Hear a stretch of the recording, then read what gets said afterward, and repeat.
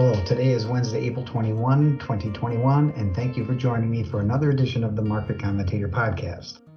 My name is Andy Wilms, and I am the President and CEO of the Milwaukee Company.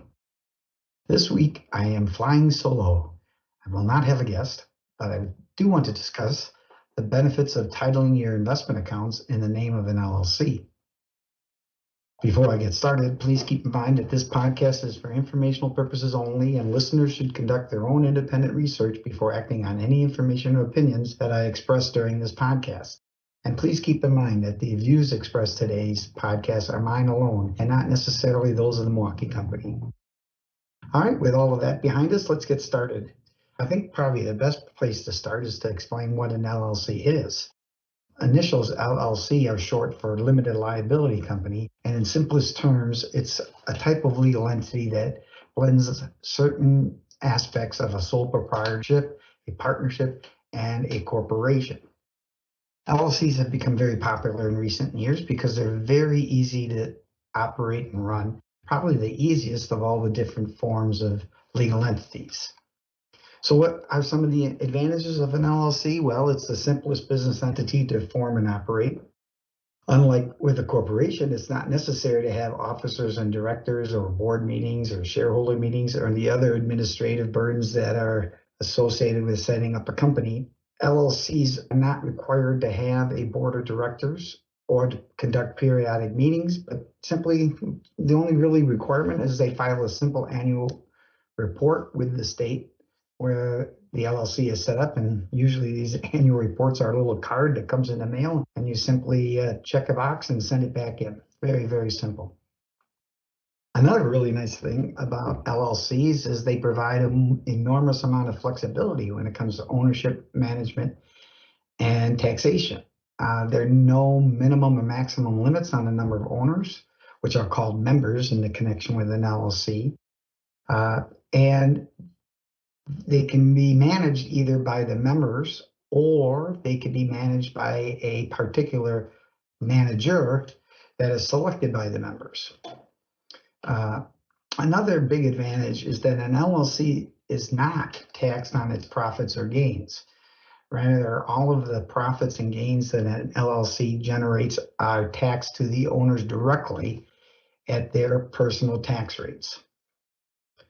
Now, how do you go about setting up an LLC? Well, it's very simple. An LLC is simply registered by or established by registering its existence, by filing articles of organization, and paying a fee to the relevant state in which the LLC is being established. And this filing is very straightforward, doesn't require a lawyer to do, and in most states can be done online in a matter of minutes.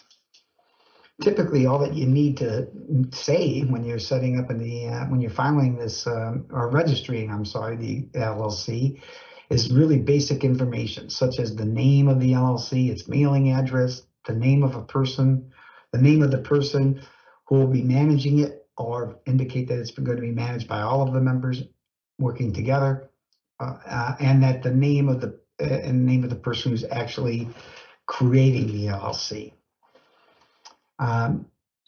And typically, an LLC will have an operating agreement too, which specifies who will manage the LLC, the rights and duties of its members, and how shares of the LLC, which are called membership units, can be transferred, sold, or cashed in. The operating agreements aren't required by law in most states, but I think it's a very good idea to have an operating agreement because it is good to have this roadmap to how you want things to be conducted in connection with the LLC. And I do think it depending on what you're going to be using the LLC for, or how you're going to be using the LLC, it's generally speaking, in my mind, a good idea to have a lawyer help you with that part of it. But it's not a requirement. There are a lot of advantages to the creating of an LLC to own an investment. So let's talk about a few of them. Well, first of all, because an LLC can have more than one member, it can allow family members to pool their investments inside of a single LLC. And this creates a larger pool to invest, which in turn can facilitate, better diversification. when there's more money to invest, there can be greater range of investments that are possible. Another big advantage is when you have this larger pool to invest, oftentimes can get lower management fees or perhaps take advantage of investment opportunities that might not be available if a family member was acting individually. It can also place control of the management of investments into the hands of those who are the most knowledgeable. So if you have certain members of a family, let's say the father's the most knowledgeable about the investments, then the father can be named as the manager of the LLC and manage the assets for all of the family members who are participating in the LLC. Another advantage can be that you can use an LLC to combine the management of multiple trust accounts into a single entity. We've done this on many occasions in my practice. It's oftentimes necessary to create multiple trusts for estate planning purposes. And it can be kind of a burden to try and manage each of these trusts individually. But if you set up an LLC, the various trusts can be the members of the LLC, and then in that way can allow the investments of those trusts to be managed as a single portfolio.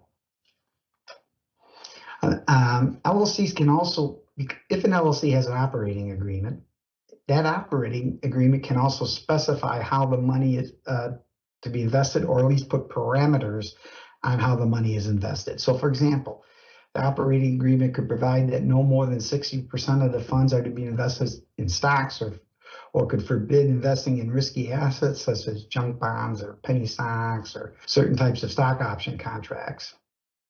But one of my favorite reasons for using an LLC is that it really facilitates making a gift of investments to family members, young children, grandchildren, and such, because instead of giving that child or grandchild cash, you can give them membership units, the shares of the LLC, so to speak, that represent an undivided interest in the investment portfolio that's owned by the LLC. And as a result, you don't have to sell, your investments to come up with the money that you want to make a gift of. You don't trigger capital gains as a result. And the person you're making the gift to doesn't have to decide how to invest the gift, because it'll all be managed inside of the LLC. And in some cases, most importantly, if they're getting membership units as a gift, they can't spend the gift unwisely, since LLC units can't be used to pay for something, and they can't be converted to cash without the consent of an LLC manager. So I can give a gift of LLC units to my granddaughter, Cleo, and I don't have to worry that when Cleo turns 18, she's going to cash those in and buy herself a new car, for example. The gift will be of a share of this LLC, and as such isn't a liquid asset that can be spent. And because an LLC interest cannot be spent, another advantage is that the recipient of the gift has an incentive to be productive, I should say, because they can't, live off of the LLC units, since the manager is under no obligation to distribute income. In a family setting, another reason for setting up an LLC is that it can encourage continued family ownership, because it can place restrictions on the ability to sell and cash out shares of the LLC. And finally, and again, sometimes very importantly, an LLC can also restrict who is eligible to become a member of the LLC, which can in turn help protect the membership units if a member of the LLC is divorced or goes bankrupt. What we're talking about here is the fact that LLC units cannot simply be claimed by a creditor. They can't be transferred if the operating agreement says creditors can't attach them. Or if a member is divorced, the units can't pass to the ex-spouse if the agreement requires that all LLC members be blood relatives, for example. So it can be very helpful when it comes to protecting assets from creditor claims.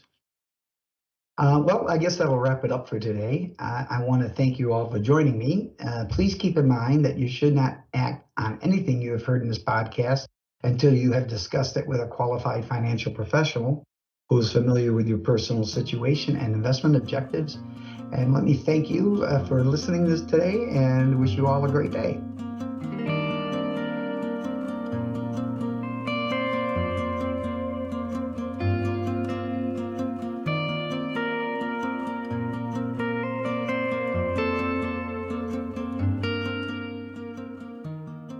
This podcast is for general informational purposes only and is not intended to be a solicitation, offering, or recommendation of any security, commodity, derivative, investment management service, or advisory service.